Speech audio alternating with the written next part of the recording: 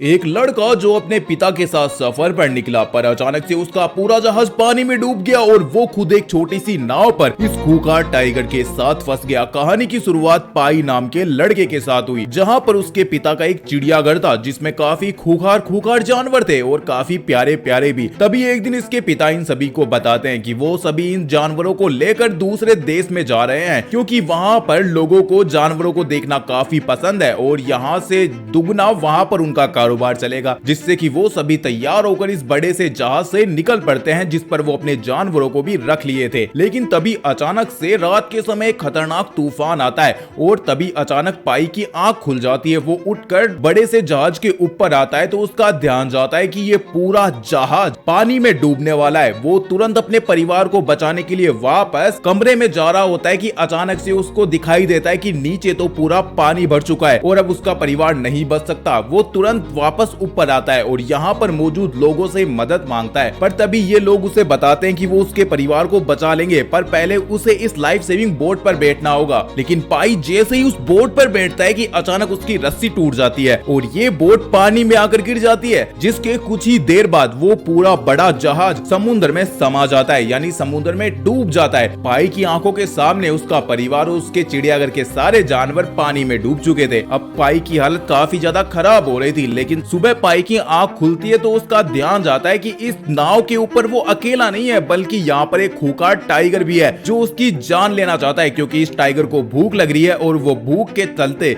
इस लड़के को खा जाएगा। पाई दिमाग लगाता है कि उसे कैसे भी करके इस टाइगर से तो बचना पड़ेगा, वरना ये टाइगर उसे जिंदा मार देगा और वो इस समुद्र से कभी निकल ही नहीं पाएगा। जिसके बाद वो यहाँ पर मौजूद चीजों से एक जोगाड़ वाली नाव बनाता है और इस लाइफ सेविंग बोट पर काफी सारा खाना भी था, तो वो उसे उठाकर उस लाइफ सेविंग बोट पर रखकर पानी में कूद जाता है। लेकिन जैसे जैसे दिन गुजर रहे थे वैसे वैसे खाना भी खत्म हो रहा था और पाई के पास अब पीने लायक पानी भी नहीं था और पाई समुद्र का पानी पी भी नहीं सकता था और इस छोटी सी जोगाड़ वाली नाव पर जिंदा रहना तो नामुमकिन था। तो पाई के दिमाग में एक आइडिया आता है कि क्यों ना वो टाइगर को ट्रेन करे, क्योंकि चिड़ियाघर में उसने काफी सारे जानवरों को ट्रेन किया है ताकि इससे वो उस नाव पर भी रह सके और अपनी जान को बचा सके और किनारे तक पहुंच सके। जिसके बाद वो ऐसा ही करता है और धीरे धीरे करके उस टाइगर को ट्रेन करना शुरू कर देता है। लेकिन तभी धीरे धीरे अब इनके पास खाने के लिए कुछ चीज ही नहीं बची थी। ये दोनों काफी परेशान हो चुके थे और तो इनकी हालत भी काफी खराब हो चुकी थी, पर भाई साहब भगवान सब कुछ देखता है, इसीलिए एक दिन जब पाई की आंख खुलती है तो उसका ध्यान जाता है कि भाई साहब वो एक तट पर आ चुका है जहाँ पर काफी सारी हरी भरी चीजें हैं। पाई बिना कुछ सोचे समझे यहाँ पर मौजूद चीजों को खाने लगता है, जिससे उसकी भूख मिटती है और तो वो देखता है कि वो टाइगर भी यहाँ पर मौजूद काफी सारे जानवरों को खा रहा था। दरअसल यहाँ पर काफी सारे छोटे छोटे नेवले थे और इस पूरे आइलैंड पर केवल नेवले ही नेवले मौजूद थे। इसके बाद पाई का ध्यान जाता है कि यहाँ पर एक छोटा सा तालाब भी है, तो पाई उसमें कूद जाता है और नहाने लगता है, जिससे उसको काफी अच्छा महसूस होता है और साथ ही वो यहाँ पर एक पेड़ के ऊपर आकर मस्त तरीके से सो जाता है। पर जैसे ही शाम होती है तो वो देखता है कि सारे जानवर जमीन को छोड़कर पेड़ों पर चढ़ रहे थे और तो उसका टाइगर भी वापस नाव पर जाकर बैठ चुका था। पाई को समझ में नहीं आता कि आखिर यहाँ पर ये सब क्या हो रहा है, लेकिन भाई साहब जानवरों को मुसीबत का एहसास पहले ही हो जाता है, लेकिन पाई को इस चीज का पता नहीं था। पाई मस्त तरीके से सो जाता है रात के समय, लेकिन तभी अचानक आधी रात को उसकी आंख खुलती है तो उसका ध्यान जाता है कि नीचे मौजूद तालाब का पानी चमक रहा है और उसमें मौजूद मछलियां मर चुकी थी। तभी पाई को समझ में आता है कि इस तालाब का